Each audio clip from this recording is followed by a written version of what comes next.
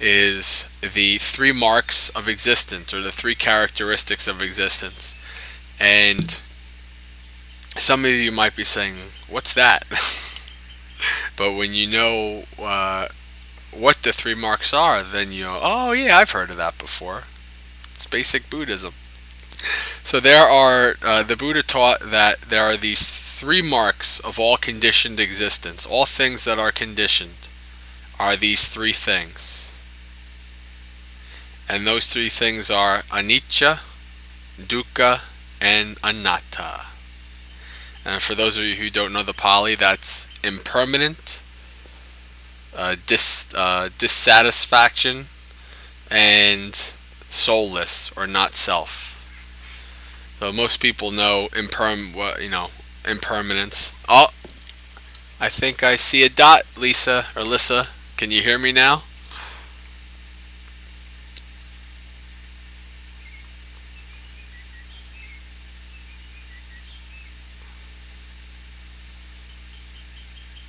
Yeah, okay. Good stuff. So, most everybody knows what impermanence is, or kind of knows a little bit about impermanence, anicca.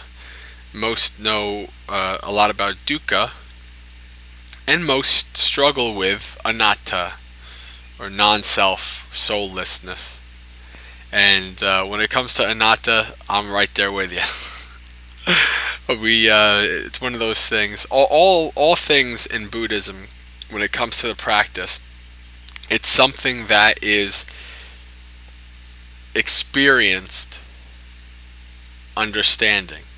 That's what wisdom is. It's something that you gain through the practice, through your own experience. We can talk about what is what does it mean to have no soul, or non-self. We can talk about what is impermanence. We can talk about what is dukkha. But unless we see that in what is the reality of all things, unless we see that, when we see things as they truly are, that's when we truly come to understand these three marks, or these three characteristics of existence. So let's go. We'll start with anicca, impermanence. Like all of you probably know, impermanence is that there is nothing. The only thing permanent in this world is impermanence.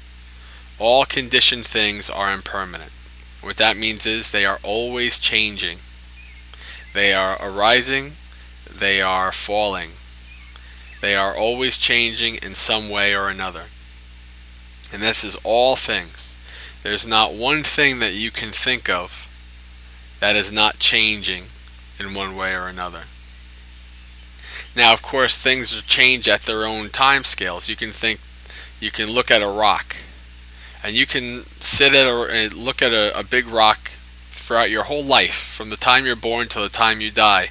Maybe that rock didn't move. It looked like to you it didn't change at all. But on its own scale, it's always changing in one form or another. The human body, it doesn't seem like it changes from day to day. I mean, we see obviously that we grow old. We see change over long periods of time in terms of human scales, but we don't see that the trillions of cells in our body are being born, growing old, and dying, and being reborn again. Our body is always in a state of change, even if we don't see it. So when all things are impermanent, there is nothing that you can grasp onto that is permanent, that will not change. Then why do we want to grasp on to something? Why? What does grasping onto something that is impermanent do? It does one thing, and that one thing is it causes dukkha, or unsatisfactoriness, or stress, or suffering, whatever is your preferred word. Obviously, suffering is used for the most part. Although personally, I don't necessarily think that that fits the full. I don't think it encompasses the full range of the word. And for those of you who have been to the Basics of Buddhism class, when we talk about dukkha, on Access to Insight, under the dukkha section, there's a whole paragraph of about 40 or 50 words that define dukkha. And I always go over all those words. So I do like the term unsatisfactoriness, because what we know about dukkha is that it's not just suffering in our sense of the word. It's not just, oh, this person died, or oh, I broke my arm, or anything like that. It's not, it goes much, much deeper than that, than physical suffering or mental suffering. What is dukkha? Yes. Union with the unpleasant is dukkha. Separation from the pleasant is dukkha. So even things that, when you have something that you like, which you strive for something, you want something and you get it, you don't have that permanent happiness. Because, just like Gambira said, whatever you have, whatever you grasp onto, eventually ages, gets sick, dies. If it's a spouse or a girlfriend or a boyfriend, they get bored with you, or they find somebody else. They don't want to deal with you anymore, so they leave, or they die. That is life. When we try to attach to things that are impermanent, we create dukkha. And going off of what Gambira said, we have the 5 remembrances.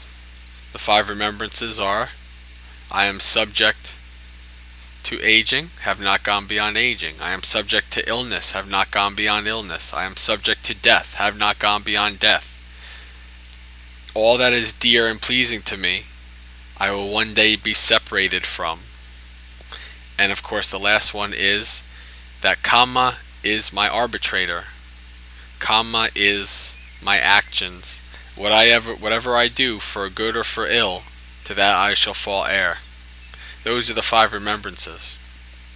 And those are a good way to come to really know impermanence. And when you come to, as I was saying before, the more you start to see things as they truly are, the more you start to see impermanence, the more you start to not attach. So when you're not, the more that you do not attach to things, the less dukkha you create for yourself. And the more you start to see things as they truly are, the more you start to see that conditioned existence, there is no permanent soul. And when we talk about anatta, anatta is something that I can only claim to very, very little insight into. And they talk about those who truly understand anatta, those stream winners, those who have entered the stream, who have only at least 7 lives until they are enlightened. When they get to that point, they understand anatta. They understand no permanent self, no soul. I'm not to that point yet, and I'm sure most of us aren't either. So you kind of you have to you think of it through your mind. You think of it like through an intellectual perspective, and that's part of the problem, because you can't understand it through an intellectual perspective. I've always been a big thinker, a big analyzer, And as I've as I've progressed in my practice, I understand that that actually is conditioned existence as well, and that can be a hindrance to practice.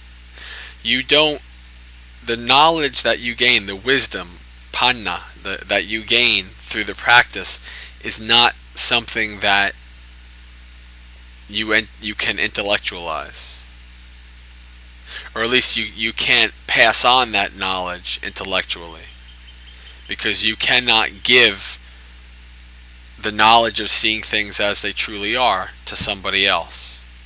You can only, as the Buddha said, he cannot bring anybody to the path. He can only show you the path. And that's why we all walk the path on our own.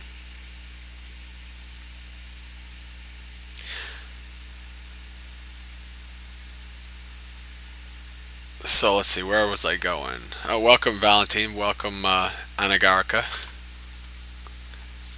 With the appropriate white robes as well.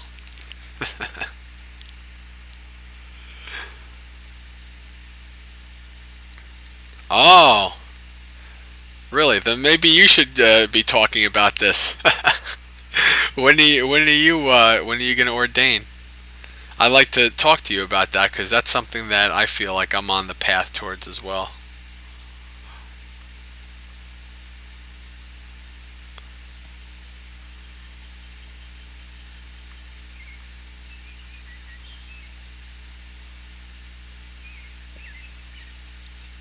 Ah, yes, yeah, I know that. Like I'm a little bit more than 6 to 12 months. I'm not. I still have to do um, residency and all of that stuff, but I'm also working on getting rid of debts and making sure all of that is clear before I can get to that point. But we're not talking about ordaining. What we are talking about is we're talking about the three characteristics of existence: anicca, dukkha, anatta. That really, yeah. So we were talking a little bit about anatta. Is there anything that you want to I guess add to our talk about anatta? I was explaining how I am certainly not to the point where I understand anatta in a in through a wisdom sense, but Gambira, I learned. I was just at the. That's the problem. That's the problem with Buddhists. We're too humble. We're always like, yeah, that person, that person is more advanced. They can answer. But that's the way it is. It was. It's funny because I really kind of fell into this role, and I've always felt like I wasn't equipped to do this kind of thing. But people like Delani have kind of had the confidence in me that I do kind of know what I'm talking about, or if I don't know what I'm talking about, I don't claim to, which is good. So, so we're talking about the three characteristics of existence, and we know that we can come to see that all things, all conditioned things, are impermanent, and when we try to attach to those impermanent things, we create dukkha for ourselves. And what we're trying to do is realize that there is no permanent self, so that we know that all things are impermanent. All things are impermanent means even ourself, even our mind, there is nothing that is permanent. And when there's nothing that is permanent, there's nothing to hold on to. And when we let go, that is when we move towards total liberation. And I believe in the suttas, or in the Buddha stated that when somebody is able to fully realize the three marks of existence, they are surely on the way to liberation, or they are liberated. So I guess we can put it up to either questions or talk discussion at this point. And like I said, most people, even basic Buddhists, kind of understand the concepts of impermanence and suffering or unsatisfactoriness, and we all obviously have um, a lot less understanding on no self, on anatta, non-self. The Buddha talks about, with regards to anatta, that he analyzed the 32 parts of the body, and what part of the body is self, and what part of the body is there a soul. Is it in your heart? Is it in your arm? Is it in your leg? Is it in your feet? Is it in your eyes? Can you find self in any part of the body?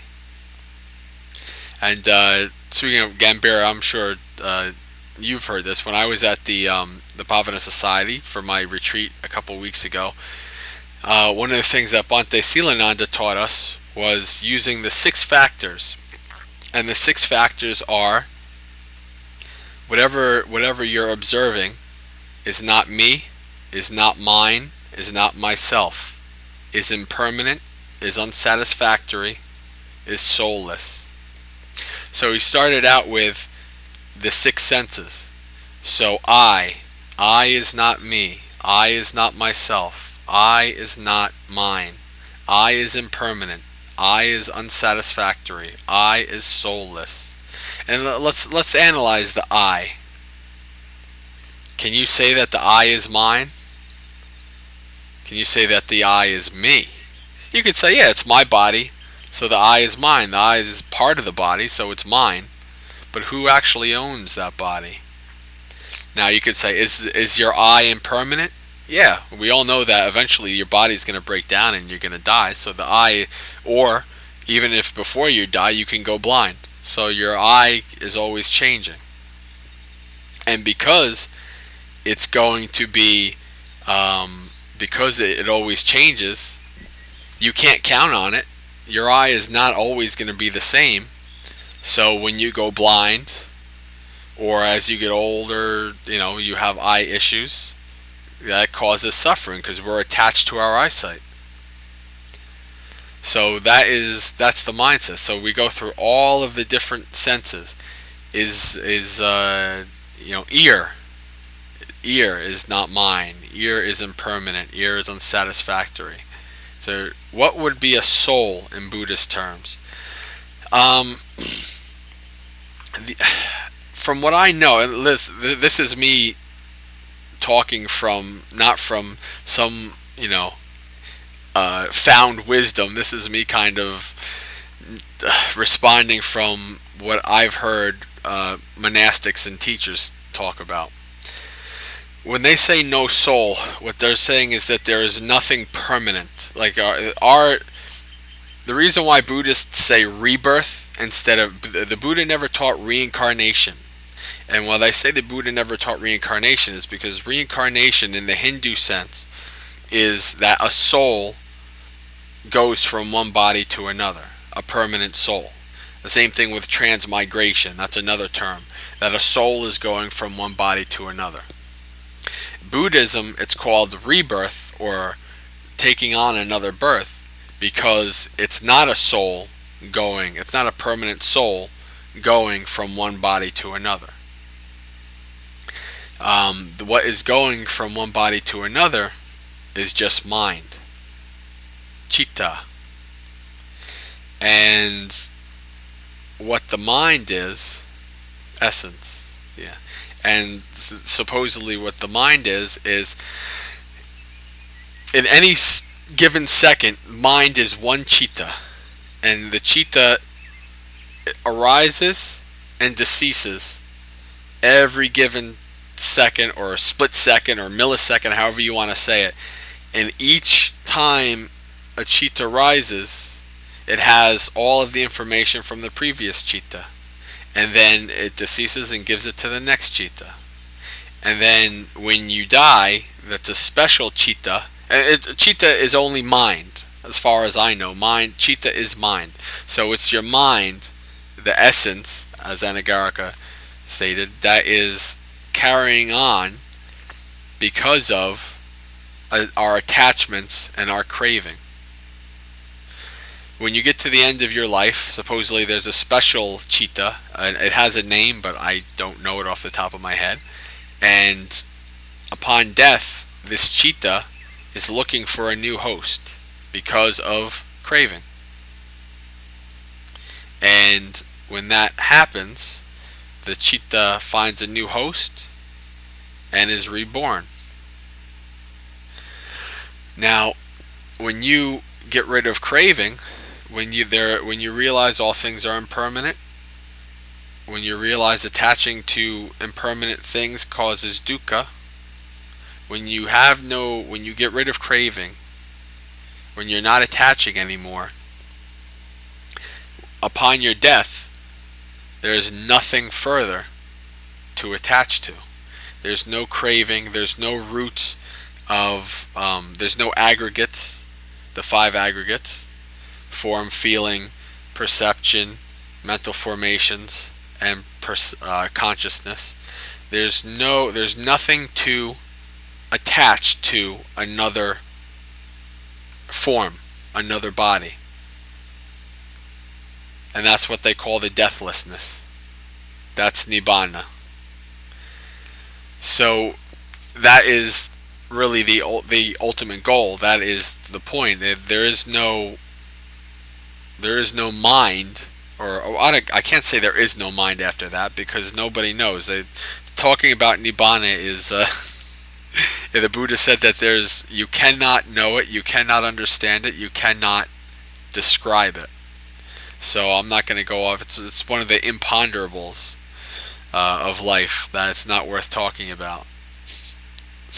So because you can talk about it for your whole life, you're not going to know it unless you work for it, and there's no use talking about it. So that's where, now see, obviously, even if you didn't grow up with like the point of having a permanent soul, thinking about that, looking at your body, looking at your mind, and saying that is not me. But then you think, then what is it? What am I? Is like what? So I mean, I have this perspective, this perception of this being that is me, this being that is Ferox. What is this being that is Ferox? Now the Buddha would say the being that is Ferox is the five aggregates, as I said: form, feeling, perception, mental formations, and consciousness. That is this being called Ferox.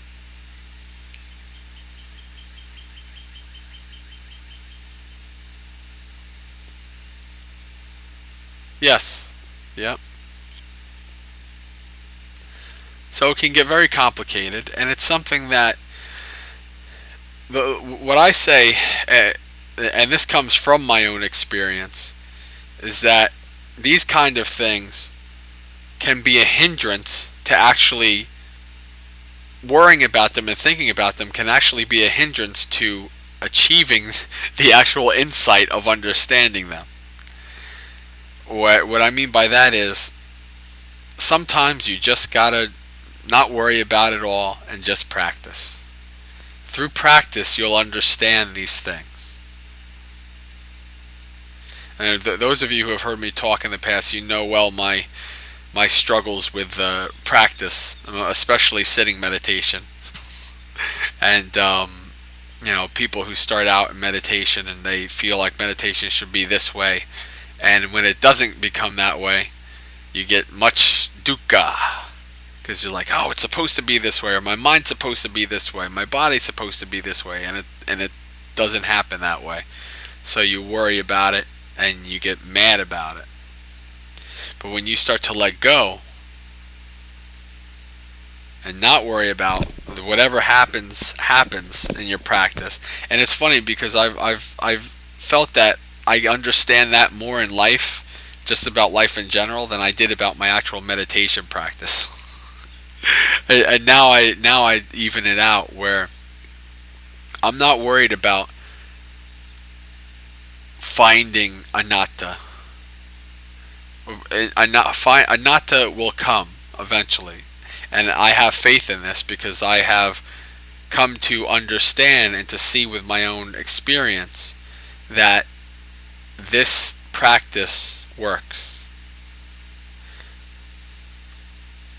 So I have faith that I will understand anatta. I don't need to understand it intellectually.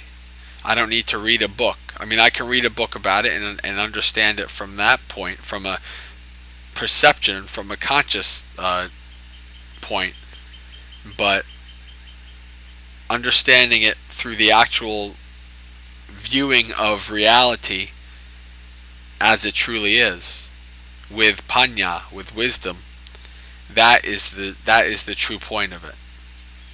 So don't rack your brain in terms of what is do I have a soul, do I not have a soul. Just practice. Makes things easier that way. When all you need to do is just practice. You know, you don't have to get anywhere. You're not getting anywhere. You're not trying to achieve anything or grasp anything. You're just practicing. And it comes when it comes. Of course, yes.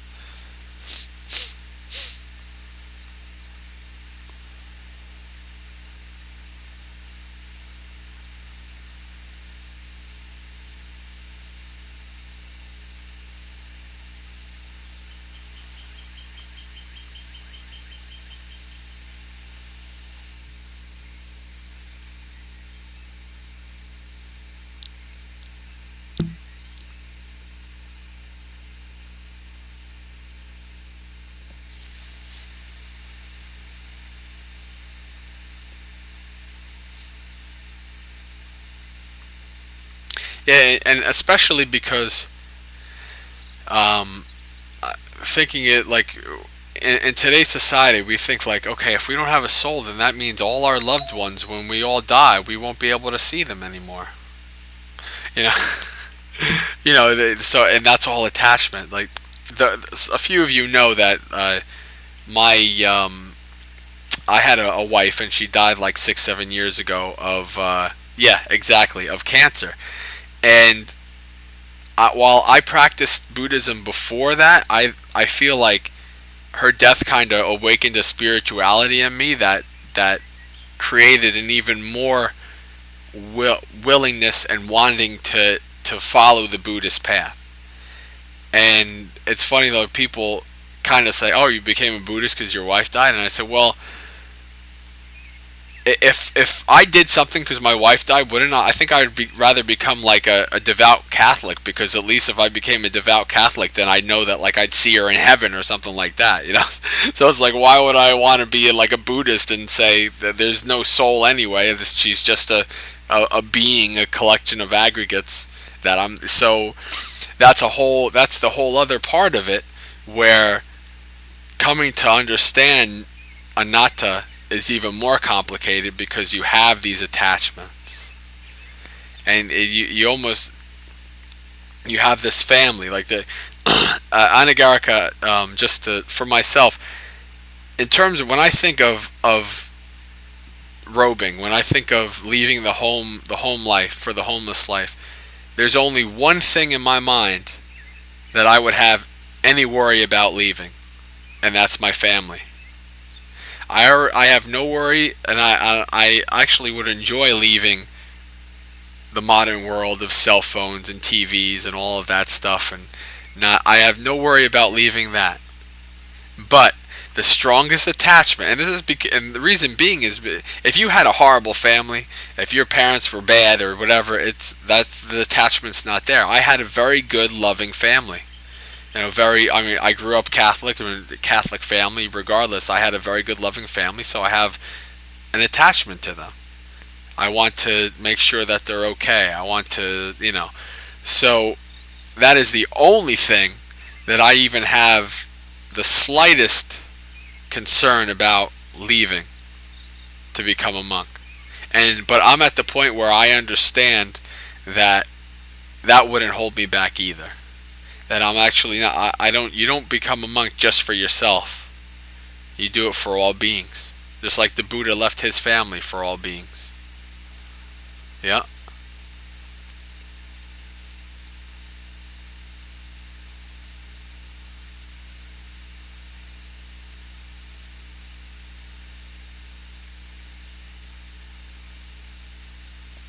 So even our consciousness, even what we think is our soul, is not permanent. It came to being through causes and conditions, and eventually it will cease through causes and conditions. Cease in what manner? That depends. Let's see. I don't know if I can say it'll cease, because as long as we have craving, it will continue to reside. And I don't know if I can say that it ceases once uh, once you achieve nirvana or nibbana and you have your parinibbana and you're deceased. I don't know if that completely your mind completely ceases either. That's something.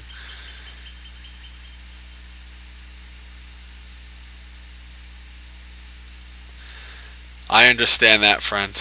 Believe me, I understand it. One of the I've asked many monks about it too, like advice or what they feel. And one of the best and most cryptic advices that I've ever gotten was from a monk from Sri Lanka, Venerable Dhamma. He was visiting from Sri Lanka for a what you call it, a Dhamma retreat that I did, and so I got to ask him, and he said, "You can become a monk when becoming a monk and not becoming a monk are the same in your mind." And I said, "Okay." And I think I kind of understand what he's saying as I've thought about it. Um, and I kind of, because in speaking with, like, I've spoken with Bhante G about it, Bhante Silananda about it.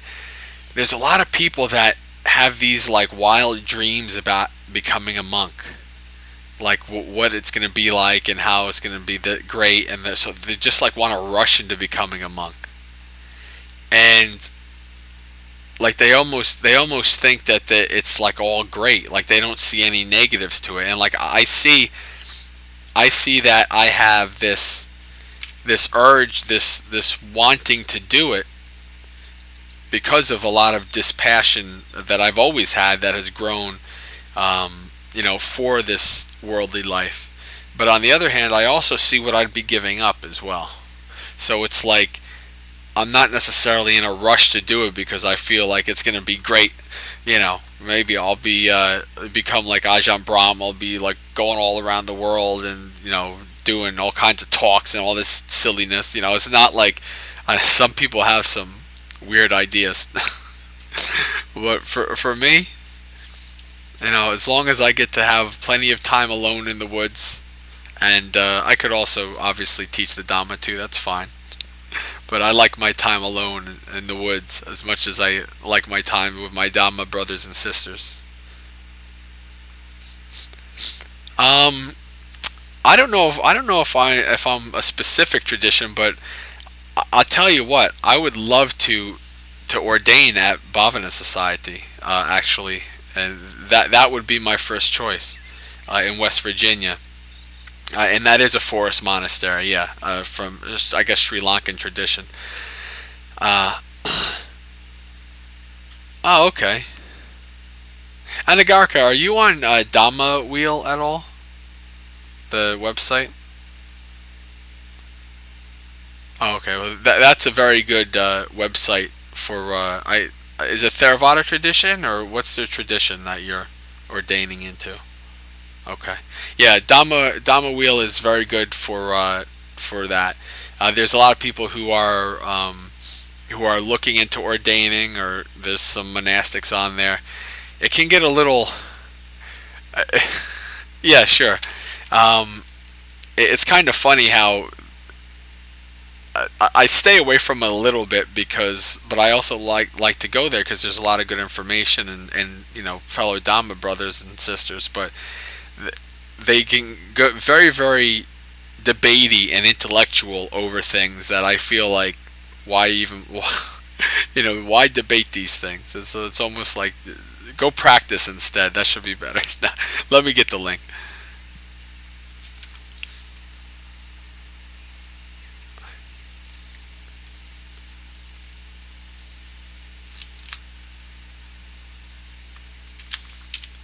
There it is.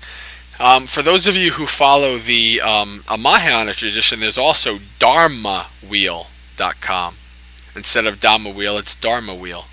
Um, Same people, I guess, who created both, but it's for different traditions. So if you like that, just put the R and take one M away, and you got Dharma Wheel. So, any comments, questions at this point?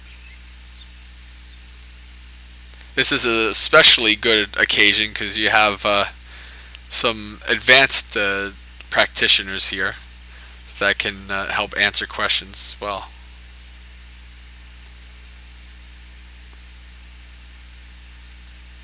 Nope. Okay. Well, then I guess we can end for tonight.